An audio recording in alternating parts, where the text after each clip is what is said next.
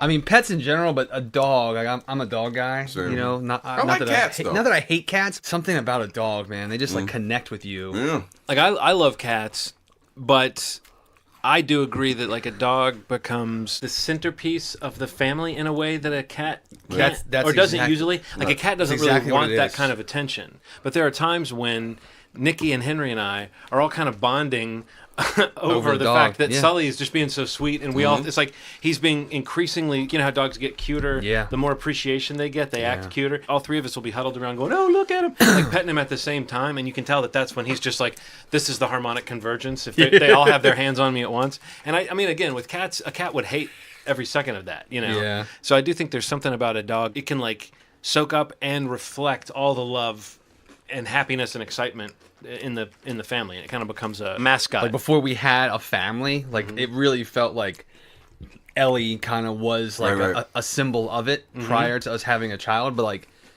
it really did feel like we absolutely like needed her in our lives. Like it just Right. took our relationship in a weird way to like another level too. Really? Well, only because like we both were able to love something together that was ours, that we decided to get together, that was the first thing that was really, really Right. a living, breathing thing that we loved together and would do really anything for her. And Right. it was like a really interesting like test drive to feel like, wow, we are like kicking ass at this, and like it's really elevated our game, and like we love this dog. I was gonna say cats are like that girl you had a crush on in college, and then you're like sitting with her one day and you realize like she doesn't need me at all. It doesn't matter.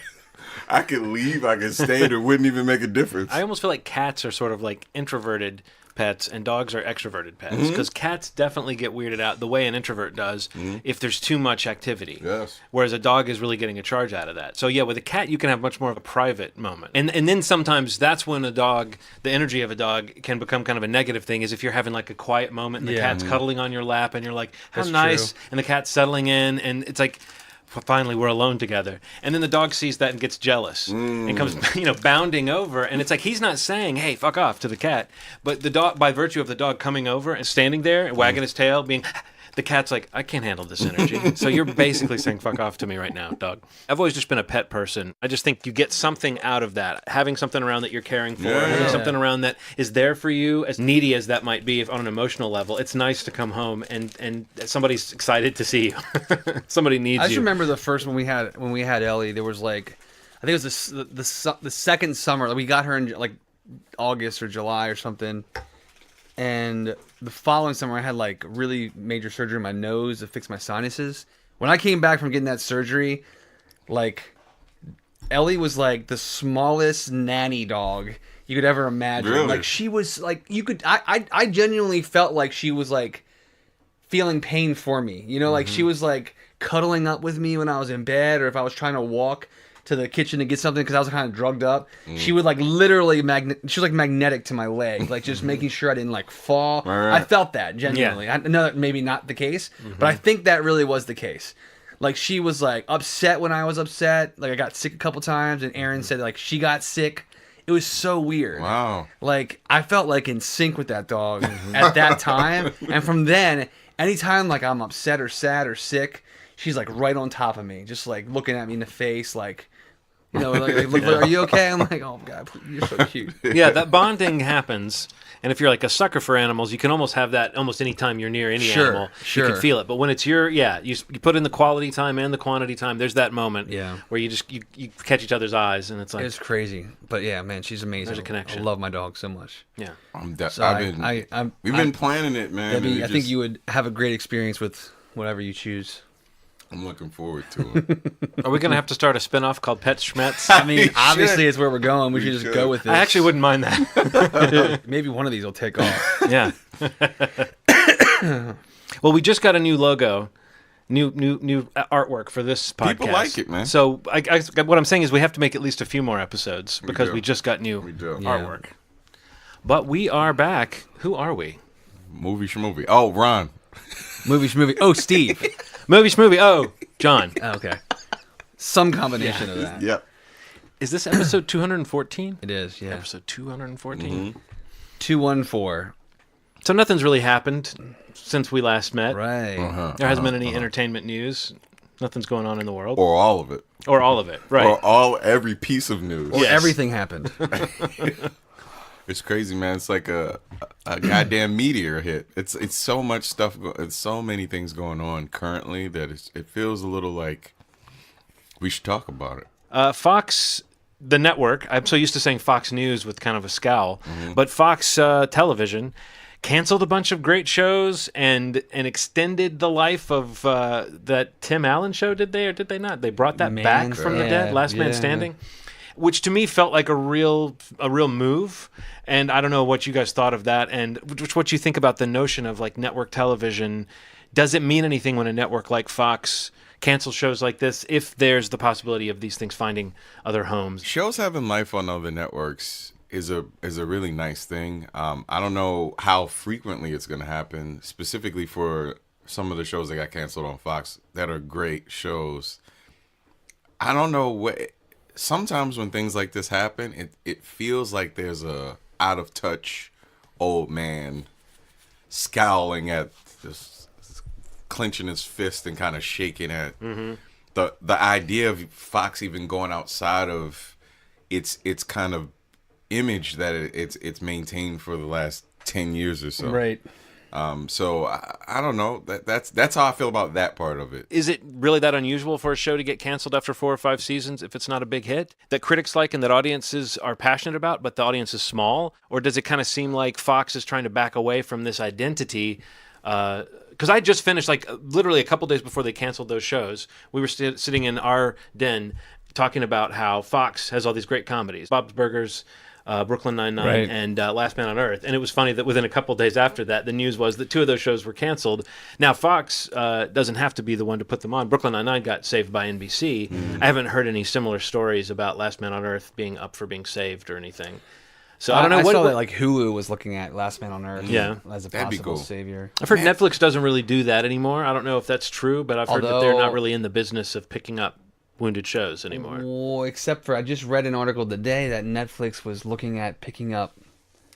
There was one Designated Survivor Okay. with Really? Kiefer Sutherland got canceled and apparently is being eyed by Netflix to pick it up. That was one of Fox's best comedies. Yeah, it's a laugher for sure, a knee slapper. But that is Yeah. one that I remember hearing people say they liked. I knew a few people that liked that kind of I action-oriented watched the show. first season of that. It wasn't okay. It was okay. Yeah. I mean, it was fine. It definitely seems like a show that could be on Netflix.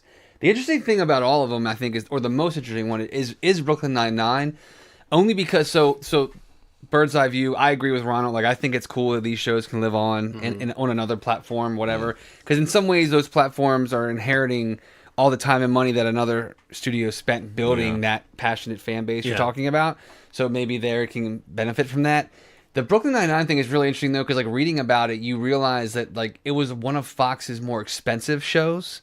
And it's produced by Universal Pictures, which is NBC. Yeah. So it's kind of almost like it's like that going to NBC seemed like the right thing. Right.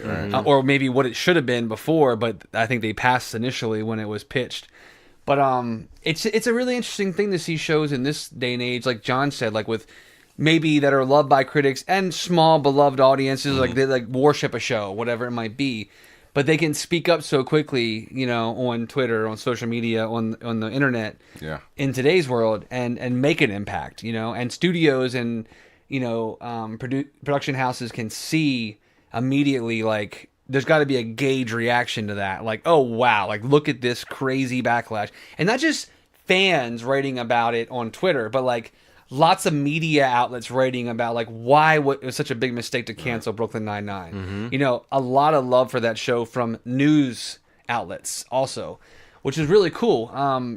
But it is interesting to think about though, because like there's so many great shows that never saw more than a season, let alone 4 and 5, like Brooklyn Nine-Nine and Last Man have had.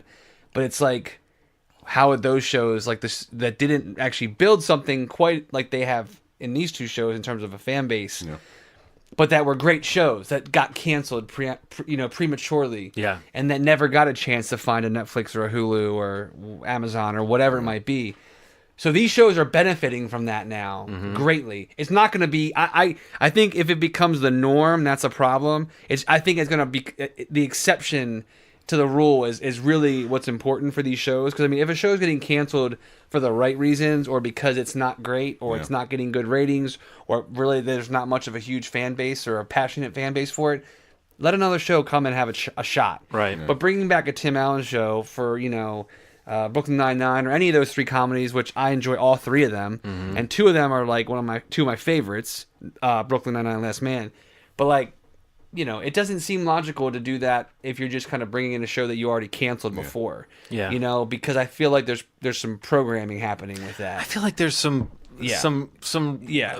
red state, blue state programming for going on sure. there. It's almost like For they're sure. trying to respond to the Roseanne thing. Yep. But I don't want to 100%. I don't want to get too far away from the notion of these shows the way that they end. I think that Last Man on Earth played a game every season with giving you a finale that if the show didn't get brought back would not be a satisfying finale. Right. Even around this cancellation, there didn't seem to be a lot of hand wringing. Like Will Forte has been pretty quiet on Twitter. He's not super active on it. Right. But there hasn't been this motion towards save the show from the cast, really, the way it was on Brooklyn Nine-Nine. Yeah, you're right. And it reminds me of another show that got canceled recently, which was Ash vs. Evil Dead. And within minutes of that cancellation notice going out, there was a lot of, Netflix could revive it, and you could do a movie. And Bruce Campbell was like, nope, folks, I'm retired That's as it, Ash. yeah. It was a lot of fun. See ya, And that struck me as, until I saw the ending of Ash vs. Evil Dead, which I did finish watching the season, and I now understand why Bruce Campbell would feel like, you know what, if there's ever a time to step away. Did you see it? No, I haven't watched it. The third season really wraps up in a way that is, like, if you remember, the Evil Dead movies have always ended with like a scene that sets up like a potential storyline, but it ends on a kind of here we go again moment of, wouldn't it be neat if Ash was in medieval times, or wouldn't it be neat if Ash was in the future? The show ends with the thing that you could say, that totally sets up another season, but you could also say it's totally in the keeping of that series to end with a scene that seems to be setting up something else. But that seems like something where I can see why everyone would walk away from it and be satisfied. Something like Last Man, I genuinely think there are character arcs and storylines that it felt like they were building towards something with some of this stuff, and almost like maybe they're resistant to try to get there. Yeah. Are they, like, were the writers and the showrunners, were they kind of playing a game with this game of chicken with Fox? Because that show definitely was defiant about not seeming like it was really trying to wrap absolutely. anything up at all. And in fact, the cliffhanger at the end of the fourth season was about as big of a question mark as we've had, just because of what the implications of it would be. So that's a show that I kind of want to see come back, even though I understand 4 seasons, lucky to get it. Things go away. I'm a fan of when things end, and I like things kind of ending on a good note. Letting things end is not the worst thing you can do. But yeah, I'm not ready for Last Man to be gone. I don't know if Brooklyn Nine-Nine had an ongoing plot that really needed to be resolved. I don't think I've seen the finale for that.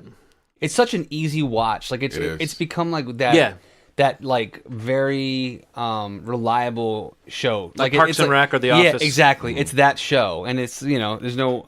It's the same producer. Like it's that. Like it's smart enough to make you feel like you're not just watching like sitcom garbage in a way, but it's also sitcom-y enough to watch one episode and get a little story. And it completely turned me around on Andy Samberg. So that's a Really? big. You didn't like him before? I mean, I liked him. But I thought his thing was very comedic genius, Andy Samberg.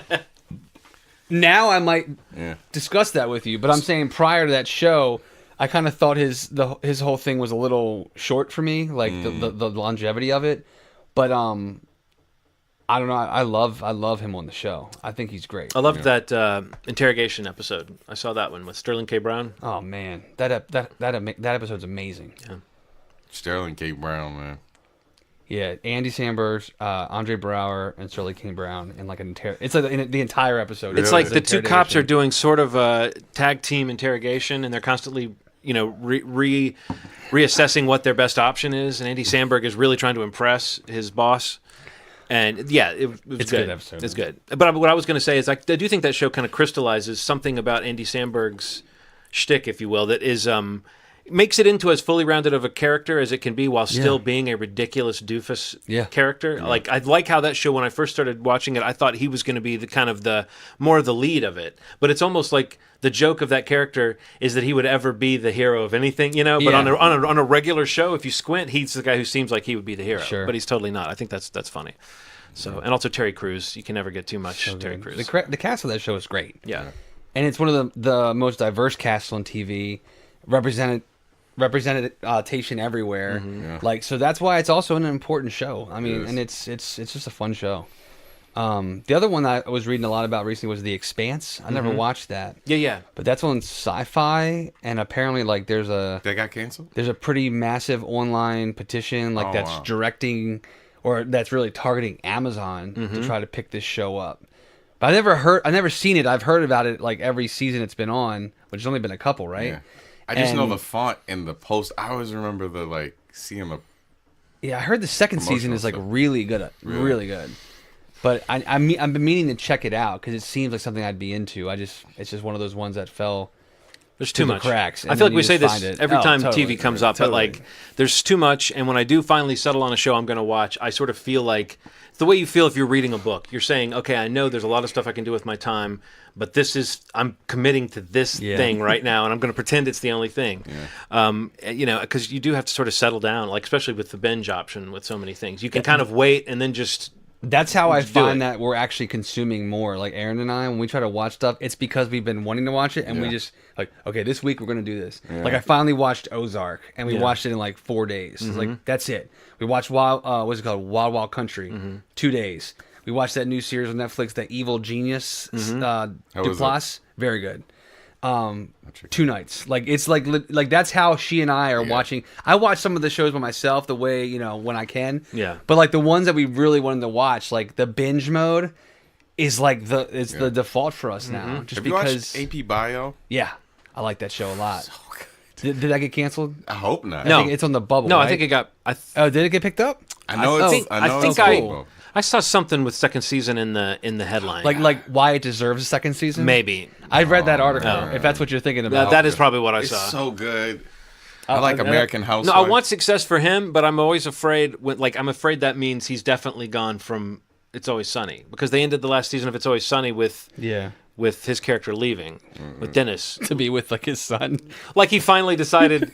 It was funny for him to be the one to finally say, "I can't take this anymore" to everybody else. Oh, But God. why do I feel like he's going to like murder that woman and that child and come back to the bar or something? But no, then they were vague about whether he was actually leaving the show. They said he might not be on the next season, Right. and I didn't know if that was just showmanship around having a plot line, or if that's actually the case that he might be willing to step away. It did renew it. You're right. It did. You know what's strange about that show? It could, if they changed his character slightly, it could still be in the world of It's Always Sunny. It's such a weird. No, when I saw It could people. be, this show could be him When leaving. he That's left. what I'm saying. Like theorizing that he's like It's so- taking on a new identity, and He got saw a an lot article about that. what they need to do is just throw in a hint or a clue every now and then, and not go much beyond. I just love when he has a chalkboard and he talks about crushing whoever he. Like he's like flips through a book and you see like some note about the dentist system and just in passing, like, right.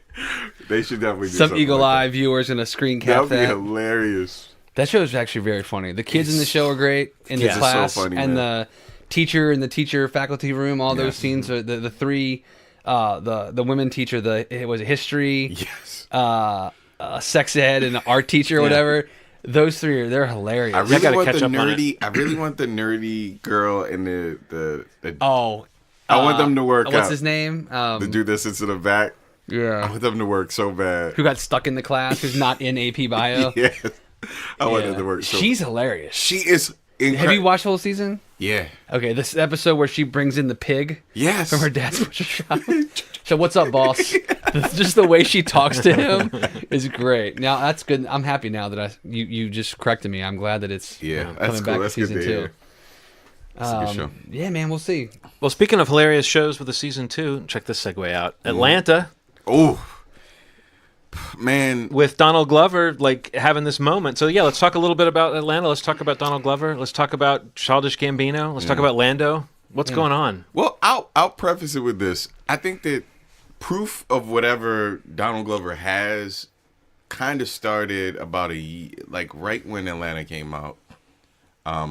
Didn't he win an award? He won an award. Won an Emmy. He won an Emmy. When he was on stage, he said that he listened to Migos' Bad and Bougie. Yes. The sales went up. People knew who Migos were. And for some reason, people didn't catch on to the fact that, like, Donald has something. He has some sort of thing about him. Like, people listen to him. He has People some like influence. what he represents. I just don't like this whole like Christopher Columbusing of like, Joe, who is this Childish Gambino man that's existed? It makes me feel weird because he's been around for like. You mean that people are just figuring out? Yeah. Okay, like, is it that people are just figuring that? out that Childish Gambino exists, or they're just figuring out that Childish Gambino is that guy? Because I've seen both reactions. Yeah. And I don't understand how both. anyone could know who Childish Gambino is and not know that it's Donald Glover. Yeah. But that's just because I knew him as a comedian and a sketch actor and a YouTube. I mean, I knew him from that in Community before I knew about the music. So I guess what I'm saying is it's hard for me not to see Childish Gambino through the filter of, oh, that comedian who has a musical career, and that then becomes more legitimate the more you listen to it. But that first thought you have when it feels like a vanity project or something. Yeah. And I think there's a danger when you're doing a lot like he is, that it could seem like you're this kind of... He used to tour, do stand-up, and rap. He did that for at the show. At the show. Yeah. He did that for like 2-3 years. Like which is a strange thing, but I don't always respond like on the emotional level to like, his stand-up, his music. I can kind of appreciate it. But there's no denying that there's like a commitment to a kind of excellence or a level of detail or a level of thought that is going into all this stuff. And sometimes it's almost like too much for me when someone has that level of like thought going into what they're doing, because it almost feels like, I mean, it's like down to like the facial expressions he's making in the video and the performance on SNL. I don't know if you guys saw that, but it was very much geared towards a similar thing. In fact, I think the performance of that song on SNL may have been like visually more impressive because with the camera work and the lighting and stuff, it was something I don't think I'd seen on that show before. But it feels like when the song ends and the crowd erupts, he goes dead. You know what I mean? Like there's something so manipulated and so deliberate and so, I don't want to say like it's not artificial, but it's so intentional. And I feel like there's a distance between me and him. It's like an actor giving a great performance, and then you see them like go, and they wipe the tears from their face, and you're sort of like, oh, you did all that, and you were just turning something on. So I don't know who Donald Glover is, and I don't know if he's enjoying himself. He seems to be enjoying himself some of the time, and then he seems to not be some of the time. I've heard him say things that could be taken as extremely egotistical, but then he does the work that sort of backs it up. Yeah, like him being good at everything. Yeah. Have you heard What's that? up with that, Steve? Why is he good at everything, Steve? Like he'll talk, like they asked him, he's just like, how did you figure out that you were good at all these things that you're good at? He's like, there aren't very many things that I've done that I've been bad at. And he just left it. It was not a joke. It wasn't like he was like, basketball, I'm pretty decent at that. I'm good enough at this. Yeah. And I just do it. And I think... Well, there's no doubt he's super confident. But like you said, like he... you can look at that as egotistical, but... when you then watch what he does, you're like, well, he is very good at that. Yeah, right. You're like, so maybe that's not like cocky at all. That's just like pride in what you're doing. It's a veneer maybe that you have to have maybe when you're that guy and you're going to be asked all these questions and you really do want the work to speak for itself on some level. I saw someone on Twitter the other day say, Donald Glover walks up and says, hey, and someone says, the H in hey stands for Harriet Tubman. I saw that, It's like, I do think, and I'm not saying that you can't unpack a lot of stuff in that This Is America video, but I do think it's meant to be received as a kind of a blast. And it's weird to see that our culture is in this zone where it's like a day later that people have already picked it apart and having all these conversations. I don't know that you can have that conversation right away about a work of art. And I think we want to process things too quickly now. He's refusing to even answer questions about it at this point. I was going to just say that. I've watched a bunch of the solo junket interviews and the people that are bringing it up. Like he's acknowledging what they're asking, but he's basically like, I didn't put that out there to discuss it. Like I put it out there for it to be discussed. I don't want to tell you what I think about it. Like people need to talk about what they think about it. And he's had moments that were kind of like random like that. Like a couple years ago, before Insecure became a thing and Issa Rae was doing Awkward Black Girl, he was on the series finale of that and just kind of showed up. And this was like before Donald Glover was really like big, but you could feel that if everybody noticed how talented he was, it would become a thing. Like, it was always that conversation that people would have that listened to him. You're like, have you heard Childish Gambino? It's crazy. But I think we can all kind of agree, maybe one of the points that where it kind of intersected and became like a legitimate thing for everybody was Get Out. There was a moment, because it legitimized his music. It was a horror film that had this like political feel to it. I think that's the first time that I think that a great song from him and a very public, popular thing. It was the first time that it had hit the surface in a way that people that were fans of him for a really long time were like, oh shit, this is a thing. Yeah. So every time you watch that movie now and forever, we'll always have that. I can't think about that song without Get Out anymore. And I love that song before that. I was obsessed with Redbone before that. But when I hear it, and I'm like, Get Out. Yeah. When I get onto the sunken place, it's really cool. It's interesting too. Like I feel like there was a moment, not that this movie means anything in any way like what he's putting out there now means, but when he was cast in the sequel to Magic Mike, there was a lot of talk about like, oh wow, Donald Glover's in a pretty big movie, and like in the movie he sings, and he's got a really great scene where he's like just a guy, like doing his thing, serenading someone, and it kind of overshadows a lot of the other huge a lot of star people talked power about that scene in the movie.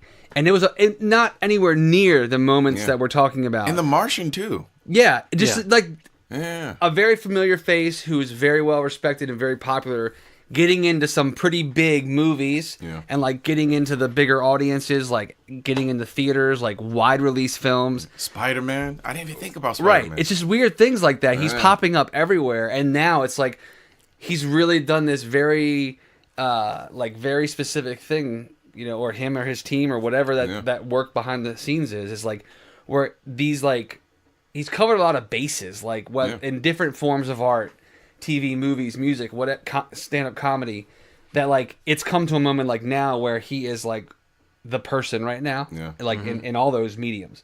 So it's like interesting to see how you could look at what he's done over the last 4 or 5 years and see how it's kind of, you know, informed where he is right now and like how it's been earned.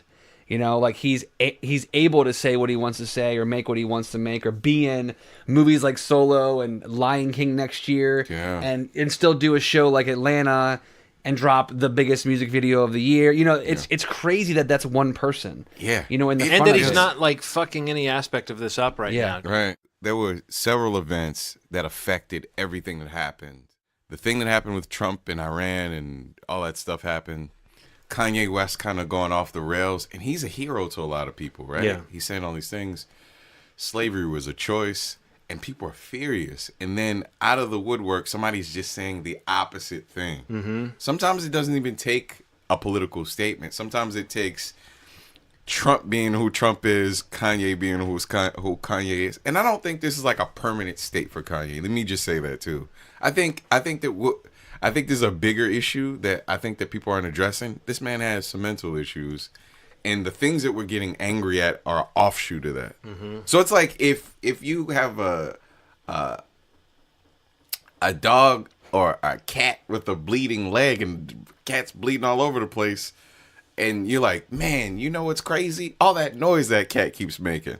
When you're not looking at the fact that the cat is bleeding. You know what I mean? It's like, I'm not to compare it to an animal, but like, that's what's happening. So this man saying all these like rapid fire weird things, and then for Donald Glover to have something that feels the total opposite of Trump, the total opposite of Kanye West, the total opposite of whatever music is, this drug-induced opiate sort of culture where like people are talking about popping mollies so much in music, in R&B songs, and it's just good to hear something that feels a little different. Mm-hmm. So that's why it's being made into something bigger than, I mean, it is bigger because it is counterculture. Yeah. Counterculture is always going to be bigger than, it could be about anything. He could have a water bottle doing This Is America, and it would have been so different than everything that's happening. In the moment when Kanye was self-combusting, Donald Glover got to like arrive as the anti-Kanye, you know? It did. Somebody with some substance who wasn't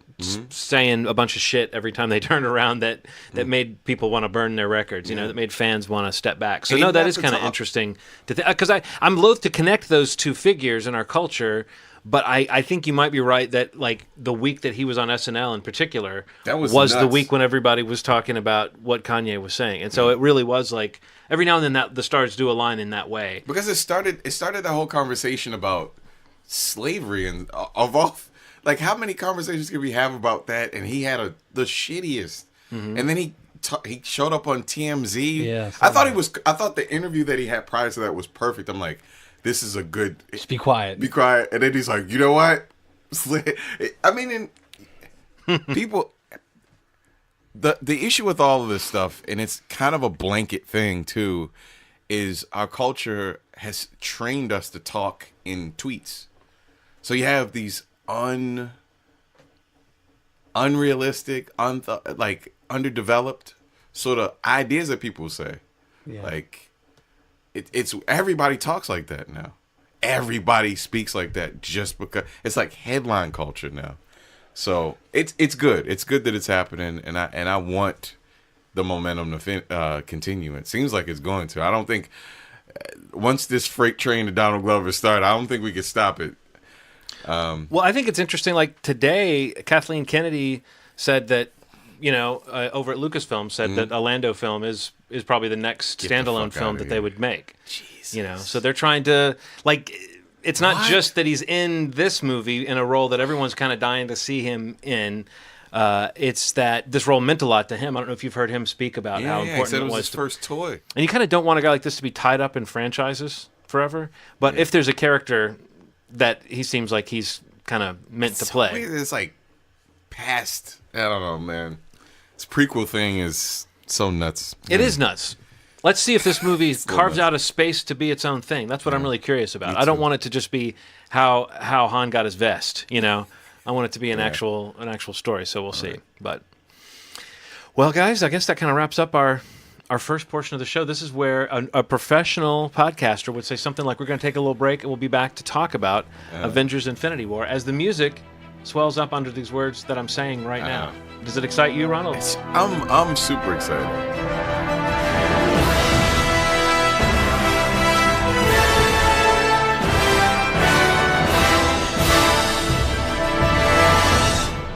I hope someone out there is still excited to hear anybody talk about Infinity War. I mean, it's good because we can step back and I feel like people were talking in this hyperbole when it first came out. It's like, you're the greatest movie I've ever done. Like, I heard a lot of that. Well, I heard a lot of the... And then kind of died down. I would say it goes in both directions. Yeah. There's a lot of the greatest movie ever. There's a lot of I'm so mad. And there's a lot of this is stupid. And there's, a lot of people had a lot of strong reactions. But I guess that is true. We can kind of take the long view now. What are your impressions, Steve, of Marvel's Avengers Infinity War? Infinity War. I mean, I loved it. Yeah. I really am Loved. sad. I did, yeah. I'm really sad that I haven't been able to see it a second time to really kind of solidify that reaction. I mean, I was able to see it at a earlier press screening. So I felt very fortunate to kind of see it, but then it sucked not being able to talk to people about it for a little bit. So there's been a weird processing of the movie for me because I didn't really get to discuss it immediately without spoiling stuff. Yeah. But I don't know. The more I think about it, I just I think the Russo brothers, who I've completely put my trust in since the other films that they've been involved with the MCU, did an amazing job. I think that the way they were able to balance the largest collection of major characters ever put on a movie screen was like nothing short of just magic to me. I think there was a lot of nice surprises in the movie, not just in what happens per se, but like in terms of which characters were way more important to the story than I thought they'd be, or that really even were tipped towards being in other films. Specifically like Doctor Strange and like the Guardians and things like that. Like I was very surprised how important they were to this first half of this, this last set of films for the Avengers stories. But I don't know, man. I just walked out of the theater just thinking most, if not all, of the concerns I had, or that I feel that we've discussed a lot on this podcast. I really genuinely felt like they managed to handle them in some of the best possible ways they could have.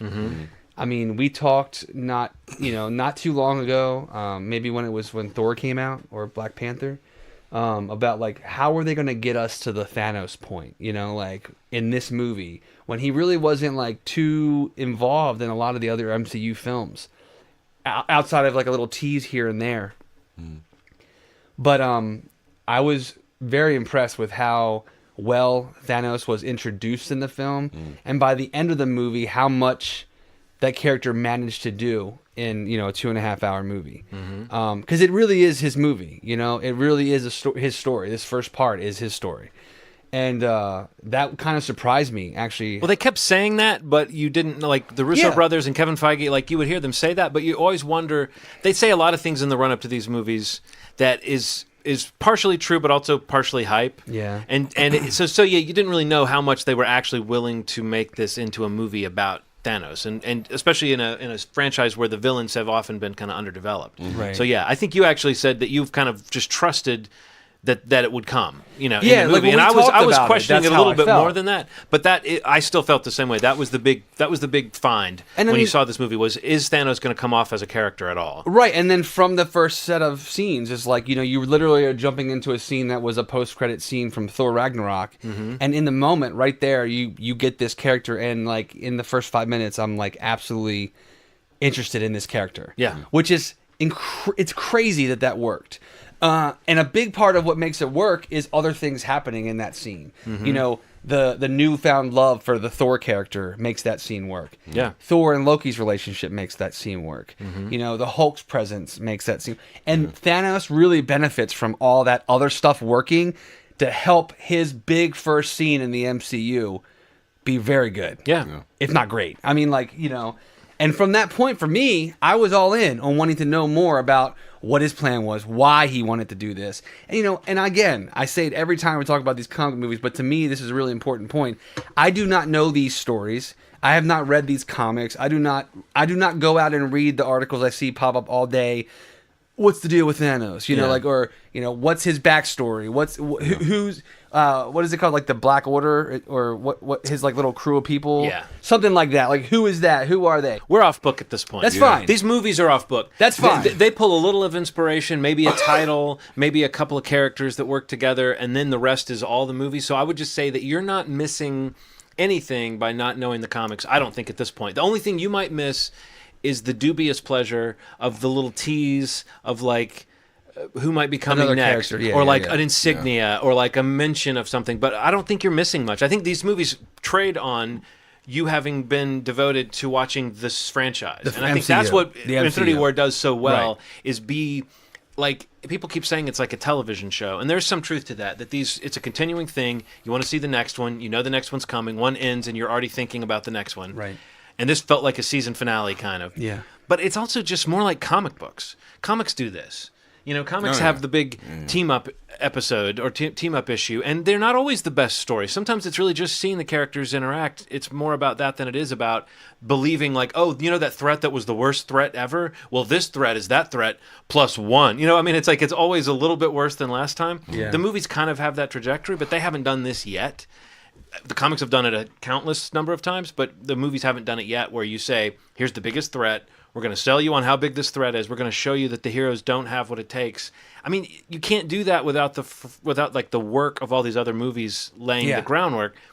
But I agree with you, Steve. This movie did a brilliant job of just juggling all that stuff, of making you feel like you saw a Guardians movie and an Avengers movie that kind of crashed into each other, and then Thanos, I'm not going to get too much into spoilers, but it is a villain story as much as it is a hero story in this movie. And what the heroes do normally doesn't work out for them as well in this movie. And it is the story of failing and how it feels to kind of marinate in that moment of, what if the bad guys have the upper hand? It's a continuing story. We're invested in these characters. And that's what I'm invested in, is the MCU story. But I only make the comment about the not comic stuff because I go into the movie not thinking about any of that stuff. Right. Just like somebody who read the book for Ready Player One goes into that movie thinking, oh, how does this compare? Mm-hmm. Like, I didn't, and I went in and I really enjoyed that movie. Yeah.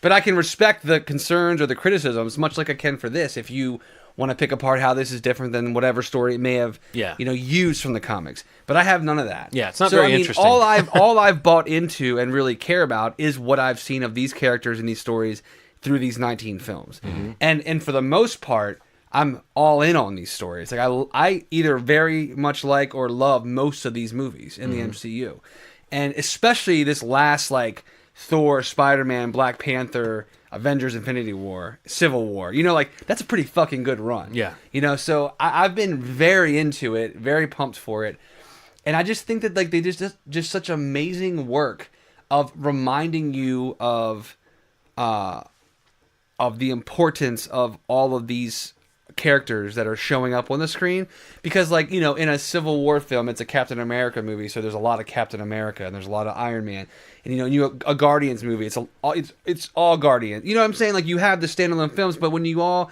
come together, some of these other Avengers films, and granted I didn't really like Age of Ultron much at all, like they don't do a great job of reminding you of why each of these characters are very special. Yeah. And, you know, the fact that Thor comes back into this movie and pretty much almost steals the movie in some ways. Or you could make an argument for the Guardians doing the same. You know, that's crazy, crazy good stuff. Yeah. That somebody could have a different take on who the best part of this movie was.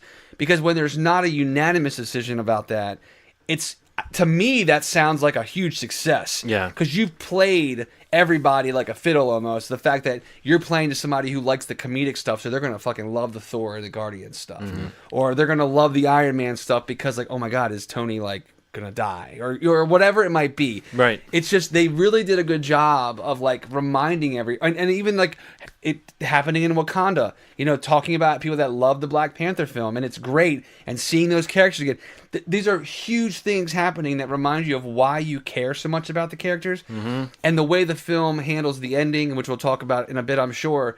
You know, I think it's just a reminder of where these characters are, why they're so special to the world that they're in, but also to us as a movie-going public, and what that means when they're not around anymore. And that is why I've responded so in the way that I did to the movie. And I totally loved it. I think you're right about the kind of surprises in the film too. The fact that it's not just that Thor, who got kind of resuscitated as like a comedic character in Ragnarok, and the Guardians have this great interaction, and they're kind of a comedic group of characters, but that you also get, and this is where maybe the having enjoyed the comics as a kid really comes in, is just the sort of charge I get from the fact that not so much a specific moment that's replicated, but the fact that they spent time in this big blockbuster giving an emotionally resonant moment to Rocket Raccoon trying to comfort Thor. Yeah. It's like, it's a little moment. It's got some jokes. It's not a huge part of the story, but when you look at the emotional undercurrent of that scene, it's so serious. It's not treated as a joke.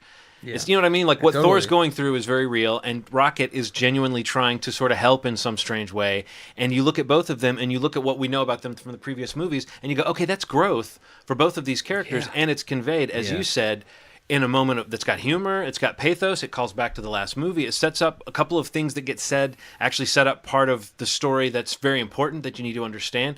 There's a lot of heavy lifting. Almost every exchange in this movie is serving all those purposes. It's like developing a character, fulfilling some kind of arc, maybe making you laugh, explaining some plot point, paying off something that's been building since Tony Stark first appeared on screen in 2008. Somehow they managed to do all that without feeling like a joyless enterprise that has been crafted to within an inch of its life. It still has moments of surprise. It has moments that feels to me like the people who were writing this movie surprised themselves when they were writing it with who ends up with who and who ends up helping who. We've said all along these movies are, the reason people respond to them is because they're made well.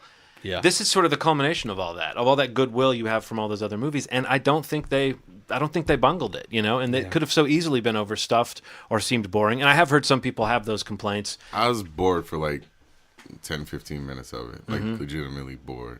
But that's not to say that this wasn't a great movie. I didn't love it. I thought it was really good, though. I don't think that anybody could have pulled it off besides the Russo brothers. I think there's something really important about, you know, my complaint about all these movies is that there were no stakes. It feels a little crazy that it went from no stakes to all of the stakes, which feels a little crazy in terms of pacing of all of the stories combined. But I do like what it's doing in that if we're counting this phase and Black Panther is a part of it, that it's the first of the beginning of stories having some depth and stakes, real stakes now. I feel like everything after this point has to have real stakes. It can't just be like, hour and a half of, fluff. 19 movies in, there has to have some of that. Well, you right? can't have this movie and not have Right. the stakes. So- You know what I mean? You can't yeah, get yeah. everybody together and have it be just like all the But in others. general, with people with superpowers, I mean, if we were talking about like something where people didn't have the ability to destroy each other, Mm-hmm. and then it not have happen, I'd be like, okay, but these are like superheroes, and comics as I know them, prior to these movies, people got beat up. Yeah. People went away. Mm-hmm. You know what I mean? See, I think they have been doing that. I know you and I differ on this. They have had people getting beat up, and they have had like people I like guess. going away for a movie or two, and you wonder what's up with that character. To me, that is what these stories are, though. Like, Yeah. if they'd killed these characters, they wouldn't have them around for this big moment. You know. I don't know. To me, I just will go down fighting with that notion that death is the most interesting thing that can happen. The one thing that isn't quite true is that the plan has been in place and that each of these 19 movies has actually been an important part of To the serve story that that, got us yeah. here. That I makes me agree feel with you weird. 100% that it is a little bit like when they ramp up to Thanos, it's like Yeah. a tease here, a scene there. That's what I'm kinda And then getting at. suddenly he's here and it's like, oh, it's on. And it's like there wasn't really they didn't really I don't build wanna Thanos up over 19 movies. I don't want to shit on their whole 19 movies. That's what I mean, though. Yeah. Like, the idea that, like, I think that a lot of it is put on by people that watch it. They're like, it's been building to this, that. No, it's actually been building in the past, like, 6 or 7 movies, which is great. Yeah.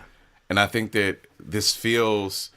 So one of the things that I will say, even though I did not like this movie as much as I thought I would, is we are looking at the best villain to be in any of those movies, period. I mean, besides Killmonger, it's crazy that Killmonger to me and Thanos, but Thanos is probably the best villain that I've seen in the Marvel world. And the reason I say that is for someone's motivations to be kind of explained the way that they were, even if you don't agree with them, even if they seem a little loopy.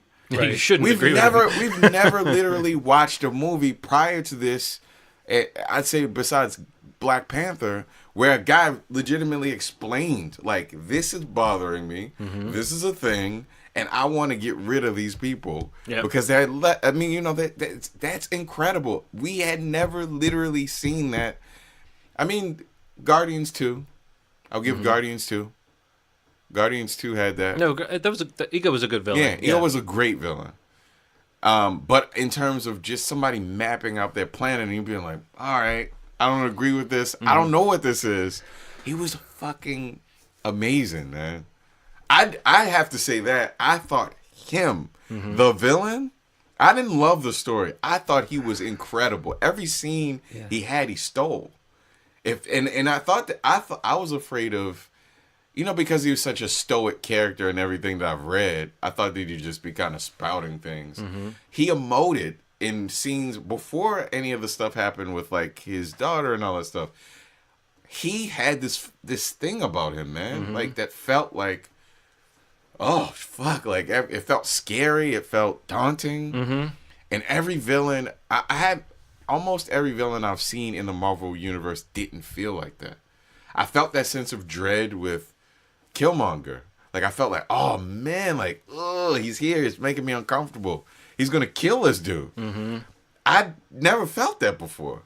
And Thanos felt like that. And I knew that it was supposed to be like that. Right. But that doesn't necessarily mean it would succeed. And it succeeded in a way that I'm telling you, man, I've never seen a movie that felt like a guy coming into a room. The only person I felt like that really was Terminator. The first one. You know, when he was, like, kind of ripping through and he felt like a villain. He felt like a real dread. There was a sense of dread before he even did anything. Well, I would say Darth Vader when I was a kid Oh, had Darth that feel Vader, like Darth the way Vader. when he comes in, you feel like everybody Yeah. in there is like, oh shit. Yeah, and know? it felt like that when he was, every time he came on the screen, it was like, fuck, he is going to destroy these people. Yeah. Well, you were talking about being bored for a stretch of it. I would like to know, what were some of the moments that dragged for you, or the Some- stuff that just didn't engage you? Some of the things that didn't engage me were kind of, I liked the cuts from place to place, Yeah. but some of that felt a little like the big slapping up of the name from place to place. That felt a little like, I feel like there could have been a better way to do Really? that. Yeah, I didn't like that at all, man. See, I liked that. I thought that was great. I did not like that Because each at time all. it did it, it felt to me like I was settling in for another piece of the story Yeah, that I was I excited to didn't- see. You know, And like, it almost made it. It made the feel. To me, it made the story feel smaller. That eventually you're looking at like two locations where things are happening simultaneously that like could determine the fate of something major. Where I know what you're getting at though, because there have been films that it's bothered me, like it sounds like it bothered you, bothered the where they fuck just out. jump around from like locale to locale. do you Like, remember the movie I'm that just we saying all they felt lit- that way about? What was the it? first part of Rogue One. Yes. Like the first half hour or so That's of what it Rogue One, was. a scene ends and it just cuts to another planet. Yes. Then a scene ends and it cuts to, and at some point you're That's like, what it you're like, was. what is the what do I care about here? yeah, why does this? Why did the it have to place- happen on this planet? Well, to me, I kind of felt like the places were so distinct enough that you didn't have to slap it on there. Like you didn't have to say in bold. You're the just di- saying like just the Yes. visual And statement sometimes of where the you transitions between those scenes sometimes felt a little dry. In a movie this long that has this many characters, that would be the piece where that would be up for debate. Like, do you like the way it moves between these storylines? I'd say the middle of the movie is when I felt like I was like legitimately kind of feeling weird about it. But the part that Steve kind of was describing when it all kind of came together, and you're like, okay, all right, this makes sense. That it's like coming- on Titan and in Wakanda. Yeah, I'm like, okay, this is all kind of this is shooting towards this Yeah, thing. This yeah, person's yeah. here. I'm like, all right, this all makes sense. But the middle of it didn't quite feel as good as I wanted it to. But that also might take, like I said, this is pacing. This is kind of historical. It may literally have to do with the idea that I just watched a movie that felt almost perfect in Black Panther. Going from that and then being rushed to watch this movie felt frantic to me in a way that I didn't want to feel. And I wouldn't have felt it if it was pushed 2 more months. 2 more months, and I would have been like, it affected the way I looked at that movie. I'm telling you, if we had this conversation 2 months, like 2 months after that original date that it was supposed to come on, you would have had a different Ronald, a different energy about it. It felt very weird, man. Did it feel so like? I guess what? How do I say Even if this? it was like it, Well, I'm curious. Like, what felt weird in the wake of Black Panther? it's like, just it didn't have enough time to breathe. I'm talking about the momentum of the movie, Just the story. the feeling, the story, where it fit in the world. Didn't feel like enough time passed. I'm talking about for us, not even in the world, because I love the way it took place. I'm talking about in our real world to transition to this huge thing that felt like it felt too much, like it was too soon. I haven't even digested. I literally hadn't digested Black Panther. It didn't come out on DVD yet. yeah. Get the fuck out of here. What's a DVD? Is it like a VHS? Can you watch them in a VHS player? I think you can. At this point, I think you just spin it and put a pencil It's on it. interesting. I was curious what you were saying about the Black Panther piece, only because like one of the things, and it's not really something that took me out of the movie at all, but one of the things that kind of felt obvious to me was that this started filming after Black Panther stopped filming. So I don't think they knew like what they had quite yet with Black Panther. It would have been framed differently.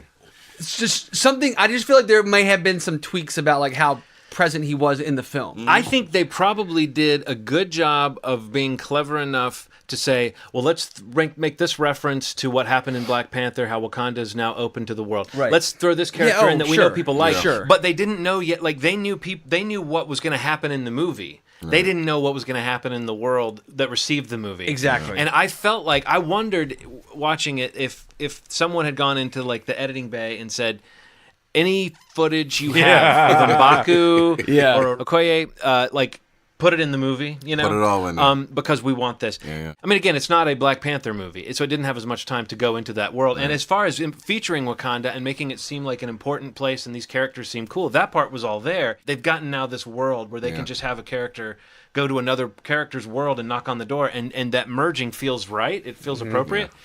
That's what they couldn't have done in the first movie. That's what DC tried to do, you know? Yeah. But you know one thing that I did not think about, that if they're smart about it, they'll kind of act on it. The idea of the Avengers becoming what the Avengers were kind of in the comic is like this, it was static every once in a while, but it could always change. Especially if the Fox stuff comes in. I mean, it'd be nice if Tony Stark is like, I'm feeling really tired today. Yeah. Come on, Wolverine, or come on, Spider-Man, or like I like. You should be writing the dialogue. For Yeah. this Come on. I'm really tired. Come This on. is good shit right here. I'm tired. No, I'm just saying in life I'm tired. I'm tired. Come on. Well, I think we're kind of skating around this issue of what the ending was and how this movie left people feeling. So let's. I don't know if there's anybody listening to this who hasn't already seen Infinity War that wants to see it, but now's the time. We're about to get into the kind of spoilery part because I don't think you can talk about this movie without talking about how it tries to end and how it tries to set up whatever the next part of the story would be. And I guess a quick question I would have for you guys as we get into that is just on the subject of the ending, do you feel that this movie existed on its own terms? Like when the credits rolled, did you feel like that was a movie or did you feel like that was part one of a movie? It felt like part one.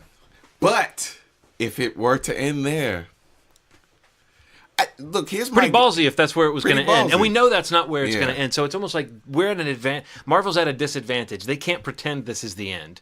Yeah. You know, even for a Yeah. minute. We already know what's queued up. But I think we are supposed to hang out in that moment as though this... For a good amount of time. As though too. we're not really sure what's going to happen next. And we aren't really sure what's going to happen next. We just know...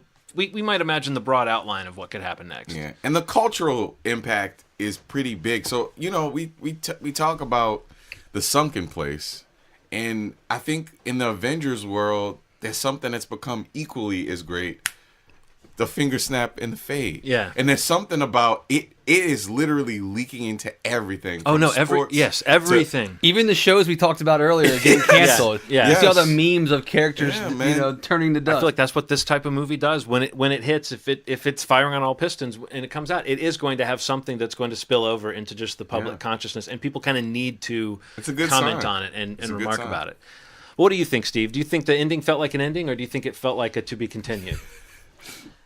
It's so hard to answer. I mean, because like you hit it on the head when you're like they're at a disadvantage because they initially announced them as part one and part two. Yeah. So like there was like this state of like this is half of a movie kind of thing. Mm-hmm.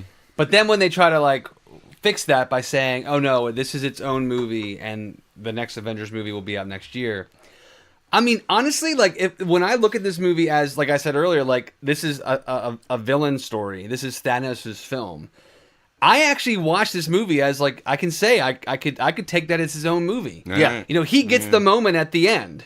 He gets the smile on his face really when you go to does. black. Yep. And it says Thanos will return. It says Yeah. Thanos will return. And that's why I fucking say like people that don't wait for the credits, I don't know if Yes, anyone like- doesn't wait for the credits, but normally it says like Ant-Man will return. or Yeah. Black Panther will return in Yes, Avengers but this Infinity movie says War. Thanos will return, which Yeah. is like almost like a sick joke. Yeah, but I mean, like, I think, but those last like two scenes and that black screen, that screen card, that kind of makes it feel to me like I could take that as a movie. Right. Our Which is really heroes smart. did not win Yeah. this story. Yes. Kind of love that but too. there's another story coming out in a year that's going to pick up right where that left off. Right, and okay, now So let's that's get where I'm at. let's get into that. Let's take apart that ending a little bit because Thanos smiles. He got what he wanted. The heroes tried everything, and they failed at every turn. Some more than others. Or did they? Well, or did they? Or did they? They failed in order to succeed. Doctor Strange has seen all these possible futures, almost all of which featured the heroes losing, and all we know is that he saw something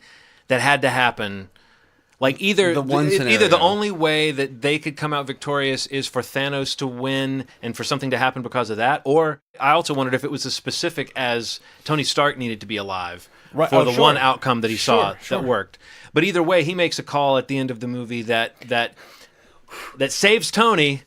My body just experienced something when I'm thinking about what's going to happen in the next movie. Like Doctor Strange made a call based on knowing what's going to happen that saves Tony and seems to doom half of life in the universe, including a bunch of heroes that we already know have movies coming up. There are all these moments that feel emotionally resonant for those characters. Yeah. Like it's horrible for Steve Rogers to see Bucky disintegrate. It's horrible for Rocket to see Groot die again. But the Okay, audience well, can reason that's not horrible because we know those characters are coming back. Yes. And I've heard a lot of people, and in fact, I put out a post saying we'd be talking about Infinity War, so a few people left comments, and this one kind of sums up this topic. R.M. Weiner says, or Wiener, I don't know which it is. I found the ending of this movie to be ridiculous. Everyone knows there's no way Marvel is killing off half of its characters, especially the ones with upcoming movies of their own, so there is no emotional impact. Obviously, there's going to be a giant rewind in the second movie, which also lessens the impact of the deaths which took place earlier in the film. I think it could have been handled better. The thing is, though, in comic books, that happens constantly. That's like a constant thing. So, like, sure, it's a weird thing. So here's what I think. I think all the people that faded are being preserved. I didn't think that they were gonna. I thought as soon as I saw the first person fade, I'm like, he's sending them somewhere. Mm-hmm. Is what my theory is. I think he's putting them in one place. My feelings about this are based around the fact that just knowing that they're probably going to bring most of those characters back doesn't tell me how they're going to do it. Yeah. Doesn't tell me what the cost is going to be. Doesn't tell me whose contracts that are actually up. The second thing you just said is what matters the most. Actually, I'm more worried about the characters that didn't disintegrate at the end of that movie. Yeah. Because I feel like they're going to have to try to do something heroic to try to bring everybody back. And the truth is, the deaths that a lot of people were expecting in this movie, the Tony Stark death, the Steve Rogers death, all we've done is postpone the pain of saying goodbye to some of these great characters. And I do think some of the deaths in this movie seemed like deaths that were intended to stick. I do think Loki's death and Heimdall's death and Gamora's death, we'll talk a little bit about that. But in the terms of this story, Gamora's death is a real death. Vision gets killed twice. I'm pretty sure he's dead at the end, you know? Yeah. So I don't think that that's no cost. So to RM, with all due respect to the fact that, yes, it is true that we know something's got to happen to bring this back, I don't think that it's going to be as simple as a rewind. I don't think they're going to have Thanos snap his fingers again. I don't think Doctor Strange is going to twist his arm. There's going to be some way of getting at that idea. I would only be disappointed if it felt like that part wasn't paid off. This promise of there being a great cost or of being some real change to the status quo. Because I had pictured the next Avengers movie being whoever was left, meaning a ragtag team of like War Machine and Ant-Man and Doctor Strange trying to scrabble together and form an Avengers after the Avengers were gone. But that's not going to be the next movie because the original team is in fact alive. who's left. Yeah. So that actually feels like they're setting something else up that feels very interesting and clever, and I'm very curious what they're going to do with the original Avengers plus Rocket Raccoon as the heroes of the next movie, you know. That'd be really cool. Does it make you worry about Rocket Raccoon? Yes, it really does. It really does, man. Like I said, I think that the people that faded are going to remain. I think they're going to come back, and the people that are left are going to die, or at least many of them will die. Terrible deaths. Yes. Yes. Final deaths, real deaths. Yes. That's You think many of them will? I think most of them. Okay. Nah, dude. One of them will. Just one? I mean, You think Steve Rogers? I might be thinking what you're thinking. I think Steve Rogers dies, Tony Stark retires. boom. Here's what I would love if Iron Man retires and Shuri takes over as Ironheart. Mm-hmm. Jesus, I may cry, man. I would legitimately cry in that theater. I'm gonna be a fucking mess of this next movie. I know. Yeah, It's gonna destroy me. It's That's gonna- that feeling I just got. Like when you were talking about that, I was like, I just think that there's like, this is the point that I was talking about. The things that I complained about, I feel like they were listening to us, and they finally made this feel. The unpredictability is there now.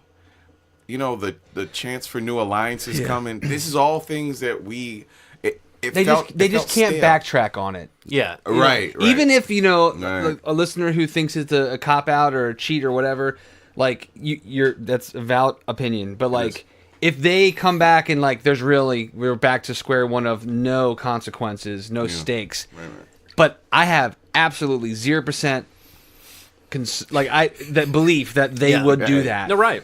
I mean, listening to the directors talk about the movie and like what they have for this next film, I'm just completely convinced that they have an incredible idea of how to end this chapter in the MCU. Yeah. Like, Do you think we're and gonna see whatever anybody happens new? next, You think we're gonna see anybody new in the new Avengers in the next Avengers? I don't know. That doesn't have their own movie between now and then. I mean, Captain Marvel's Captain gonna be Marvel in is there, probably going to be a big part but of it. Yeah. she'll have a movie in Marchish or whatever it is, like March. much like Black Panther's came out. But like, I don't know, man. I just think that they have an idea of how to like what I said earlier, like what I felt walking out of that theater and seeing which characters quote unquote died or went away or are in whatever preservation, whatever it is, we can discuss. Yeah, right. But like, I just had that feeling of like, reminded me of like how much these movies matter to me, how much the characters matter to me, and what it feels like with the reality that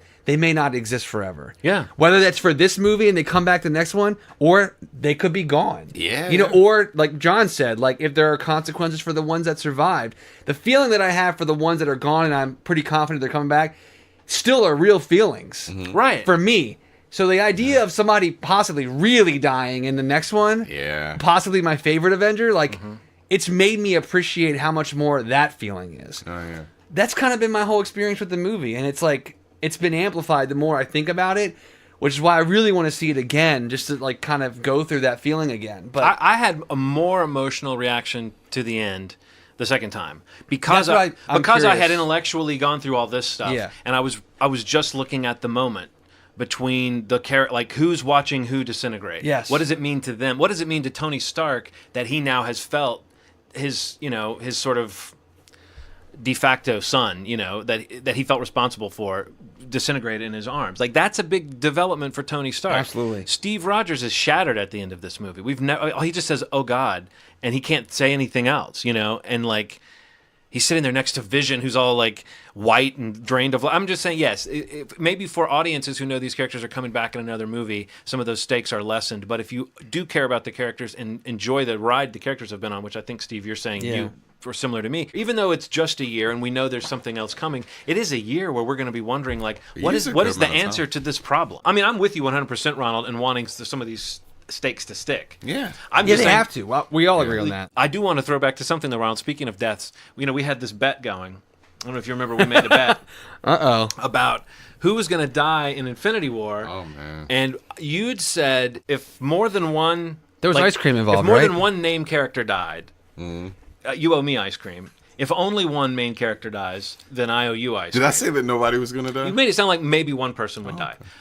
Then we realized we can't really say until after part 4. But I would say if we were to take this, So we count from right now? if we were doing it, but I'm saying if we were settling it now, then you owe me ice cream. I owe you ice cream. I think in this scenario, I got ice cream both ways. You right? said either way, you're Yeah, so come on. I'm good with whatever decision you Steve, wanna you're go just with. you're grandfathered in on this Yeah. thing. Yeah. But I was just going to say, I want to get back to that. We never did discuss which characters would count as main characters, but I think Loki, Vision, Heimdall might be a stretch to call him a main character, but I think Gamora. and Gamora. Gamora's huge. So let's talk about that. Let's maybe end on that notion, because I think there's a lot of people who were sad to see that Gamora's storyline was, if this is her death, is wrapped up in a way that's so sad. If we've seen her be this kind of badass hero that's fun to watch, and she's a great fighter, and that her storyline wraps up in a very sad way that indicates that the moment she finds out that Thanos really loved her, that love is being used against her. It's being used to destroy her, It actually the scene reminded me a lot of Han Solo's death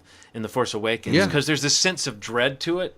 And you get the sense that Gamora knew she was going to die some way or the other when she went off with Thanos. Yeah. And it's like when Han walks off onto that gangplank or that walkway in Force Awakens, you feel like he knows he might not be coming back from this encounter, but it's still a betrayal. He's still shocked when his son ignites the lightsaber into him, and Gamora is still sad to me, but she's still surprised when he throws her off, because she didn't think he loved her. Yeah. So she thought she was safe in that moment. And what a horrible way for her to find out that she was wrong and that Thanos did love her. That's just a sad end for Gamora. I mean, does that feel to you like if that's it for her, that's satisfying because of the dramatic weight? Or do you feel like it's just inevitable that she's going to come back in some way because they wouldn't do that to that character, kill her in that way? I think she's coming back. I worry that she's coming back only because of the scene when he's talking to her in the Soul Stone at the end. But if she did not, I like the dramatic effect of this scene worked. The for tragedy me. of it. Yeah. How tragic it was that. They didn't have to show her body though. Huh? They didn't have to show her body though. I was like, this is too far. But I don't know. I think it's the dramatic effect works, and I also think that the effect that it has on Star-Lord is a pretty profound thing for what happens in this next movie or what happens in a future Guardians movie. I think. So I mean, there's a lot going on there that I think works. It's just hard for me to picture a Guardians movie without Gamora being like the sort of stabilizing element on Peter Quill's character. And you might be right that seeing him without that could be a different side of him. But this movie was really just a bad day for Peter Quill all around. If you notice, it starts off, they're as happy and integrated as a family as they've ever been. They're going through space. They're listening to the song. Gamora is like dancing in her seat, and singing along, and it's like that's like the biggest clue you get that in the last 2 years, because it's been 2 years in their timeline since we saw them. Guardians of the Galaxy 2 took place right after the first one. So it's been 2 years, but they're in a new ship. They seem like I just felt like you see a picture of them that feels like they've really advanced. Yeah. And then Thor comes in and just messes up Peter's shit. Like they all think he's way cooler than Peter. Then far more attractive. Splits up the team, and then minutes later, Gamora's saying, "Oh, my dad, if he comes around and he gets me, kill me." And then she makes him promise, even though he doesn't even understand the seriousness of that. And then later, when confronted with that moment, even though it doesn't work, he does pull the trigger. Wow. And he's then dealing with that still probably when he finds out that she was killed. Oh my God. And then a little while later he disintegrates. You know what I mean? It's like, so for Peter Quill, he did fuck up that one scene though. If only he could have held off for. Spidey almost had that glove off. I know. Yeah. But I think that scene tells you the type of movie this is. That this is the movie where the heroes don't do it just in time. Yeah, dude. Absolutely. Things don't line up. But so what do you think that means, Ronald, for the future of the Guardians if Gamora is missing, or do you think it's inevitable that if not in the next Avengers movie, that Guardians 3 will be the search for Gamora?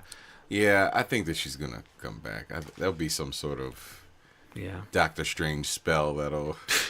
Well, I think the notion that she's in the Soul Stone because she was sacrificed to it means that if that stone is destroyed or reversed in some way, or replaced, or if somebody's replaced in there, that she could be. If she's replaced, if someone else is killed by someone who loves them, in order that person can then wield the Infinity Gauntlet. Oh, Jesus. Is that what they're leading us to in the next movie? Is Tony killing Steve? Yes. That's so dark. That is dark. That is dark. That's the only reason why I doubt I love it. But that's the only reason why It's I doubt so that dark. they'll go there is that it's so dark. Yeah, it's so dark. I could see Steve dying in a heroic way, but Tony turns and kills Steve because he's the. I'm just saying that there's sometimes fan theories come up that are like that feel perfect. Mm-hmm. But they also feel like, no, that's a little too dark. Like, that's not quite in keeping with the tone of these movies. And I just don't know. They're going to want to do something big in this next movie. I don't know what will be too big or too dark or too grim for this next movie. I kind of hope it's not that. I hope not. But they set it up perfectly. This movie Yeah. went a long way to set up that idea. Yeah, they never talk in this movie. Yeah. No, okay, so that's an interesting thing. That was one of my clues. I didn't know one of my that. clues that That's neither really one cool. of them was going to die. In the back of my brain, I was like, it doesn't feel like either one of them is going to die. This was a little bit of a Tony Stark movie. He did have set up with Pepper Potts. There's talk of having kids or whatever. So that felt like setting up a death. But Steve got no setup. So it seemed to me like it was pretty. If Steve Rogers had died in this movie, it would have felt like not a good use of his character. Totally. But in retrospect, the fact that those two guys never got a scene together, I was like, okay, we just had the Star Wars movies come back, and they didn't give Luke and Han and Leia a scene together, and that felt kind of like it was pushing fan expectation a little too far sometimes. I don't think the MCU is interested in cheating us out of that moment between Tony and Steve. Whatever shape that takes, I do expect those two guys will have a big scene. And I don't think they want it to be some alternate dimension version of them that doesn't have the memories. I think it needs to be the two of them that remember the setup. There's got to be that closure or like this. So that's why I first I thought, did those people that disappeared, did they get wiped out of existence? Because Thanos said it'd be like you never existed. At one point in the movie, he's talking about. But I don't think they can. I don't think that would be a satisfying movie if they don't remember the people who were gone and they don't have the story. Then it'll be a weird way to. I don't think they can have a movie that tries to put a bow on these movies and also is a movie where it's an all new version of the characters. I hope not. I hope so. I hope not too. Yeah, that'd be weird. Do you know that Ant-Man and the Wasp? Does that happen after this movie? It happens between Civil War and this movie, and there's a lot of speculation about how the end of it might dovetail with this movie. Got it. Like maybe at the end of the caper, somebody disintegrates. Or Got it. The other thought I think a lot of people have is that the quantum realm Right. can become a part of whatever happens in Avengers 4. Got it. But I keep picturing this scenario where they're in the quantum realm and then they come out of the quantum realm at the end to discover that the world has had this thing happen or something. True. But it just feels like an odd note to add to the end. If Ant-Man and the Wasp is this fun summer movie, kind of family-oriented movie, Right. it's weird to add in the end this super depressing note. But I think fans are going to be a little disappointed if they go to see Ant-Man and the Wasp and they don't get any Connection. forward Yeah. motion in this story. So I think Marvel has been smart thus far. I have a feeling they have some clever way of tying it in. Yeah, for sure. But Ant-Man really can't be the follow-up to this movie because it's a different tone Yeah. and yeah, like I said, I think the timeline doesn't really work. But I can't wait. yeah, does anybody have any thoughts or wait. predictions about what Avengers 4 might be before, like aside from what we said? Not that What I it can might think be. of. I'm very excited to see like what Captain Marvel brings.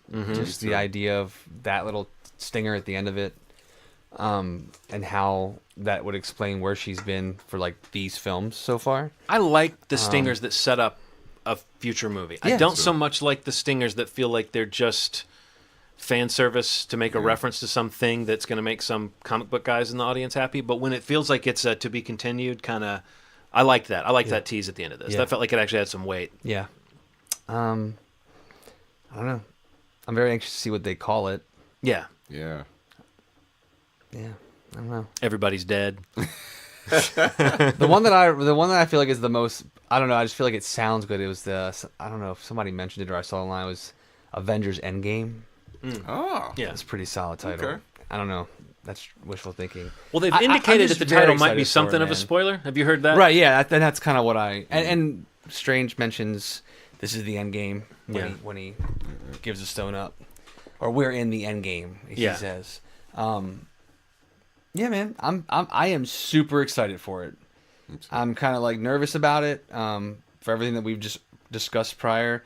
The only other thing I wanted to add real quick, like something that I feel like is really important to think about with the characters that are left, mainly with our 3 core Avengers that have like their own standalone films, is that both like Steve and Thor basically are like people stripped of anything that they cared about. Yeah.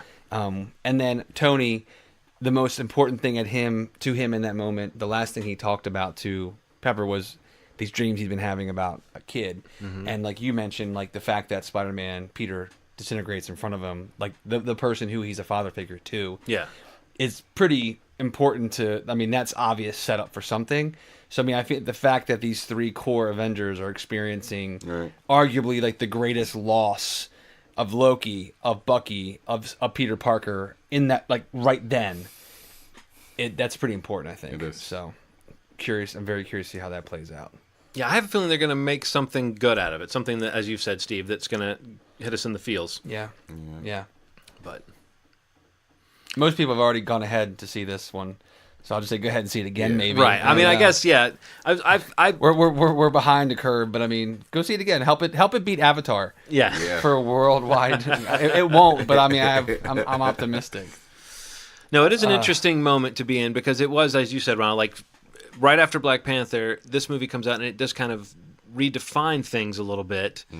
But Black Panther was very popular with people because of what a standalone film it was. And before we leave this subject, I'll just mention one of our listeners, Tim Eller, asked the question, is there an Avenger in the current MCU that can't hold a standalone movie anymore or at all? Or another way to ask is, which Avenger works better with the ensemble than alone? I think the Hulk. You think? I don't know that I would really be into a You wouldn't be into standalone it? Hulk movie with this point where he is in the MCU. You know, I think the only reason I agree with that is because I think that he's really interesting when he interacts with people. Like, I Yeah. think that Hulk, as part of on the team dynamic, is really interesting right now. But if they get into some of the deeper aspects of what they're hinting at, which is this separation between the two entities of Bruce Banner and the Hulk, there's at least a movie in Sure. in some of that stuff because And it was called The Incredible Hulk. yeah. It came out with Edward Norton in it. Yeah. Years ago. It was the I see what you second did there. film. It was the second film in the I just mean MCU. some of the stuff that now that we've seen that the Hulk can develop, like Reboot the Hulk. this personality. How do you though, think Edward Norton outs- feels right now? Serious question. I have no idea. He's probably totally fine with it. You think so? I think he hated that experience. Yeah. I mean, from what I've read about. He at least hated it enough to tell himself that he's glad Right. Yeah. he doesn't Well, want the true, role now. True. I would have every once in a while a family member will go, weren't you? Yeah. Like, shh. How come you aren't in these movies? You should.